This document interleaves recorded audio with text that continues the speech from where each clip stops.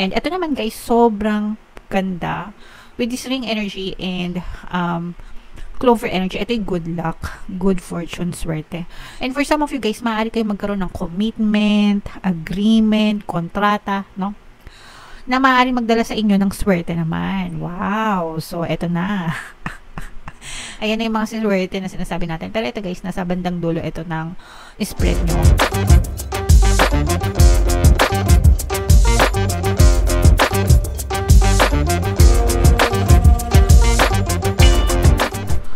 Hello guys, hello Pisces. Anong paparating sa'yo? Ito ang pamagat ng ating timeless reading para sa Pisces, Sun, Moon, Rising, Sign, and Venus. Pag sinabing Pisces, pag sinabing timeless guys, anytime na mapanood yung video, pwede siyang mag-resonate sa inyo mga kapiksi. Pwede rin hindi. Pwede siyang mag-resonate anytime, no? So, if hindi kayo naka-resonate right now, pwede nyo siyang balikan next time, next year, next month, mga kapiksi. And by those time, guys, maaari ng maaari nang mag-resonate sa inyo yung mga messages, guys. Okay? So, anong paparating sa inyo, Pisces? Tingnan natin. Ito'y both negative and positive, pero so explain ko na lang habang binabasa natin mga kapiksi. Okay? So, unang-una, we have the mountain and the sight energy. Ito yung nagre-represent ng mga balakid sa buhay, mga kapiksi. Okay? Balakid, mga blocks, no? Ito yung mga reason kung bakit hindi kayo sumasagana, hindi kayo nakaka-experience ng kasaganaan, mga pagpapala, mga blessings, kahit na nababasa nyo sa tarot natin. Blessings, abundance, di ba? Magpapala, swerte. So, yan yun eh.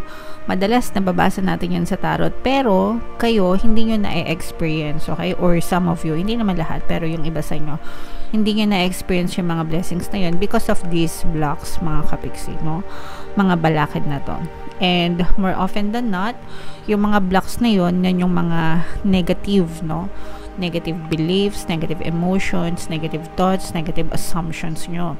Yun lang talaga yun, guys. Wala nang iba. Sometimes, sa spiritual na level, pwedeng meron kayong mga sumpa, no?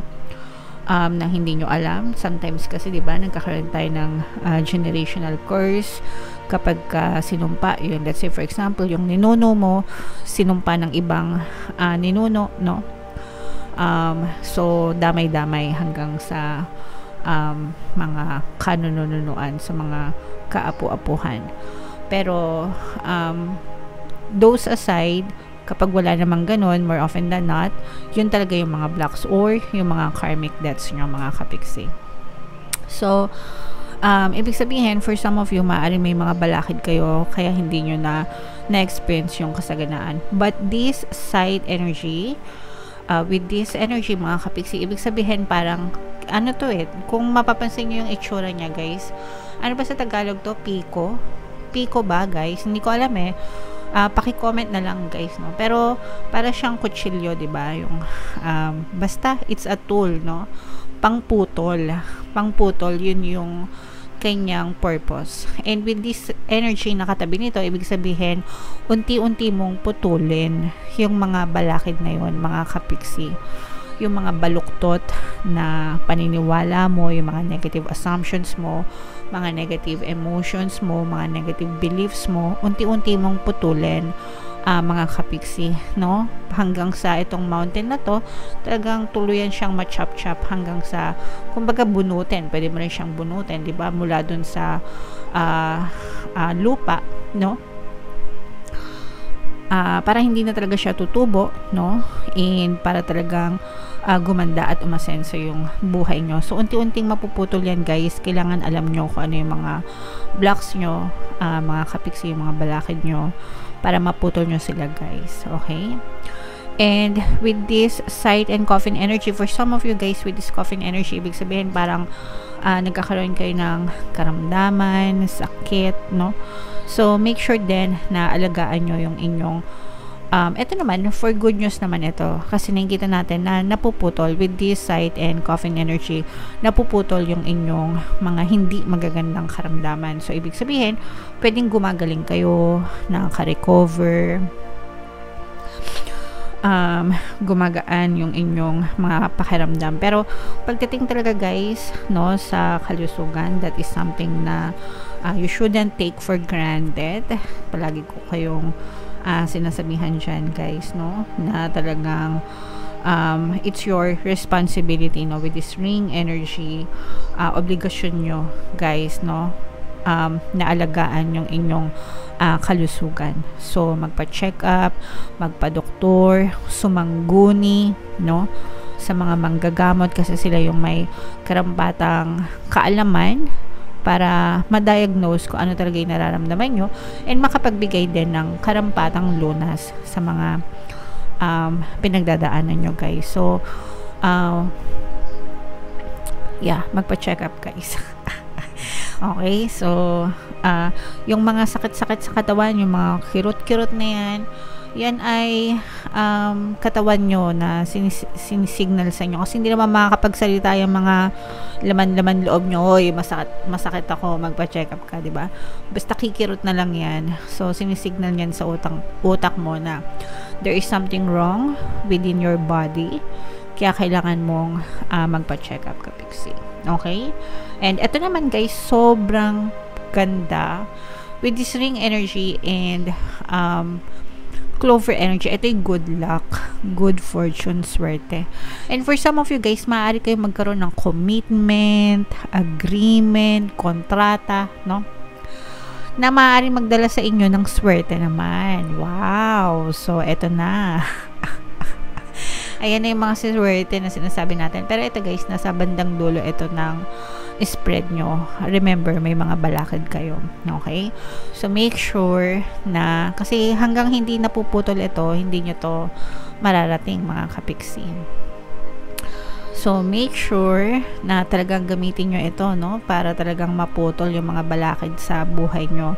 So, imbis na magreklamo kayo, magpasalamat kayo, imbis na ma-stress kayo, maging positibo kayo, imbis na mag-react kayo, i-focus nyo yung energy nyo sa pagiging positibo, diba? Magdasal. Yan lang naman yun guys, palagi ko sinasabi pa ulit-ulit. Hindi rin ako magsasawa na paulit-ulit na i-remind kayo kasi may mga bagong viewers talaga tayo. So magdasal, sabayan ng hard work and positibong mental diet. Yan, tatlo na yan, kapag araw-araw yung ginagawa, nako talaga naman, sigurado na suswertehin kayo and i-bless kayo sa buhay nyo and talagang mawawala itong mga balakid na itong mga kapiksi. Okay? So, ito guys, i-mind nyo na yan kasi itong mga kontrata na to, itong mga agreement na yan ang magdadala sa inyo ng swerte, mga kapiksi. Pwedeng kontrata sa trabaho, kontrata sa negosyo, yun lang naman, di ba? Investment pwede rin, pero yeah, maaaring magdala yan ng swerte sa buhay nyo. Kaya i-mind nyo na yan guys, sa comment section. Mind kontrata, mind agreement, mind commitment, mind swerte, good luck, good fortune. Huwag mo nang pakawalan, kapiksi. Alright? So comment down below guys. Ito, good health guys, i-mind nyo rin yan pala. Good health, no? Syempre gusto natin na palagi tayong healthy, di ba? So, comment down below guys if feeling nyo naka-resonate kayo dyan. Tingnan natin yung inyong tawag dito, sorry, additional message, no? So, shuffle ko to guys. Habang shuffle ko to, panoorin nyo muna yung video natin regarding sa ating paano mag-manifest ng abundance video course. Kapiksi, sawa ka na ba sa mga struggles at hirap sa buhay mo? Masipag ka ba at masikap sa buhay ngunit hindi ka pa rin umaasenso? Ilang beses ka na bang nag-attempt mag-negosyo at mag-invest pero palagi ka pa rin nalulugi? Sa pagkakataon na ito ay maaaring may subconscious beliefs ka na nagiging balakid sa iyong pag-unlad at pagyaman. Introducing, paano mag-manifest ng abundance video course. Dito ay matututunan mo ma-overcome ang mga balakid mo para tuluyan ka ng umunlad, umasenso, sumagana, maging matagumpay, successful at maswerte sa iyong kabuhayan, pera, trabaho, negosyo sa labi at kaperahan ng bonggang-bongga. Dali, mag-send na ng email sa pinoypixie@gmail.com at simulan na ang iyong pagyaman ngayon. Alright, so sa lahat ng gusto mag-avail ng course, guys, yung promo natin for September, magbibigay tayo ng 500 pesos na discount until September 30 na lang yan, guys. Kaya i-avail nyo na, sobrang ganda. And meron din tayong bagong course, mga kapiksi, paano mawala ang third party at magkaroon ng harmonious na relationship para mawala yung mga kabit ng mga jowa nyo, guys. 20% discount naman yan until September 30. So, i-avail nyo na, guys. Sobrang ganda. So, Pisces, guys, ito additional message. We have love and light, mga kapiksi. Dapat talaga dito lang tayo nagfo-focus sa araw-araw ng buhay natin. Be compassionate, diba? Love moves the world, mga kapiksi. Love makes the world go around, diba? So, kung lahat tayo punong-puno ng pag-ibig, punong-puno ng liwanag, compassionate, maunawain, diba? Napakagaan. Collective kasi ito, guys, no? Collective energy, ibig sabihin kung lahat tayo ganito, 'di ba? Nag-spread yan nag-spread yung energy sa paligid natin, yung vibration. So kung lahat tayo puro positive, wala nang negative sa mundo. Wala nang negative na nangyayari, 'di ba? Wala nang away, wala nang war, wala nang galit-galit, wala nang gulo-gulo, 'di ba? United lahat, 'di ba? So, kung lahat lang sana, bawat isa sa atin is puro positive lang, puro pag-ibig lang yung pinamamayani sa buhay natin, edi sana nabubuhay talaga tayo sa mapayapang mundo. Okay? So, pero syempre, hindi naman natin masasabihan yung lahat, no? We can only do so much, pero kung ano yung pwede nating i-spread, spread love, no? Sa atin, sa araw-araw. So, gawin na lang natin kung ano yung magagawa natin on our own, mga kapiksi. Okay? So, focus on the love and light lang palagi, mga kapiksi, para magaan ang buhay. At saka para ito din, no? Para mawala din itong mga balakid nyo. Okay? Kasi itong mga balakid na to, meron yung mga negative na emotions na kaakibat, no? Yung mga galit, yan. Galit, anger, hatred, resentment, grudges, mga stress, worry, complain, yan. Yung mga nakakapangit, mga nakakapangit na emosyon. So, iwas-iwasan nyo yan. And dito kayo mag-focus, guys, sa love and light. And tiyak talaga na mawawala itong mga balakid na to. And unti-unti nyo talaga itong mararating itong swerte sa buhay nyo, mga kapiksi. Alright?